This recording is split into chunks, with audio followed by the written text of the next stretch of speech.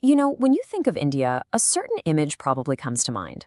But what if I told you there's a part of it that feels like a totally different world? Today, we're diving into a region of 7 states with a story that really challenges everything you thought you knew about the country. Okay, so picture this: mist-covered hills, ancient tribal traditions that are still very much alive, and a place where the borders of 5 different countries all come together. Now, this isn't some mythical, far-off land. It's a corner of India that, for many, has been a total mystery. And this region has a name that's just as enchanting as its landscape: the Seven Sisters. But why that specific number? Why 7? What is it exactly that ties these 7 states together? But here's the real question, the one that gets to the heart of it all. Why sisters? What's the story hidden inside that beautiful name?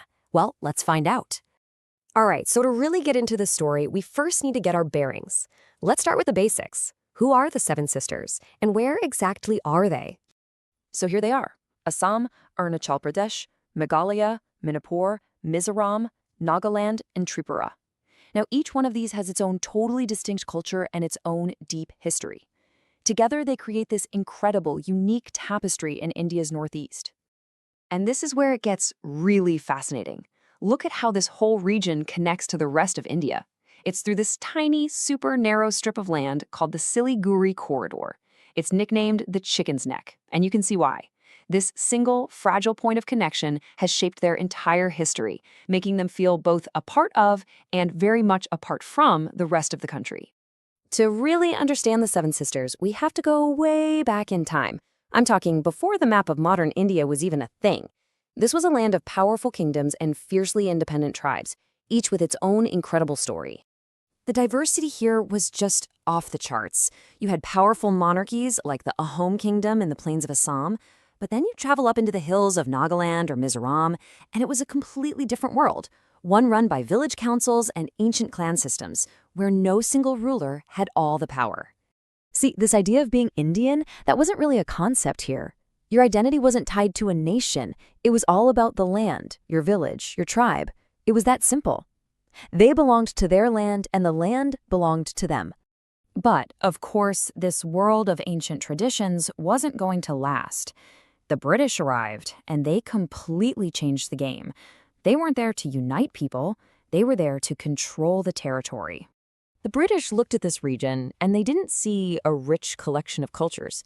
They saw resources: tea, oil, and valuable trade routes. So what did they do? They just started drawing lines on maps, borders that sliced right through ancient tribal lands without asking anyone. They even created these excluded areas to wall off and control the hill tribes.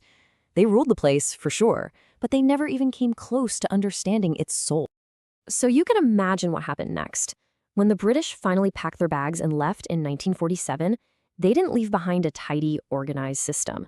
They left behind a total mess, a legacy of confusion, fear, and a bunch of borders that made no sense to the people living there. So, after independence, India's new leaders had this massive puzzle on their hands.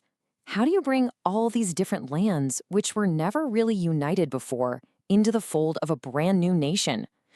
Well, it was anything but simple.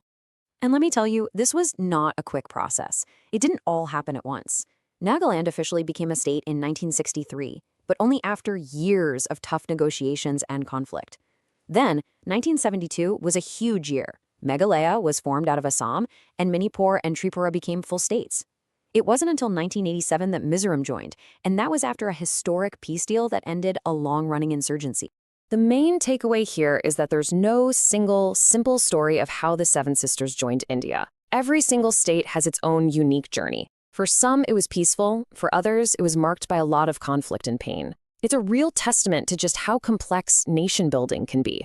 So, after all that history, we can finally circle back to the question we started with. Why sisters? What does that beautiful metaphor actually mean, and why is it so important?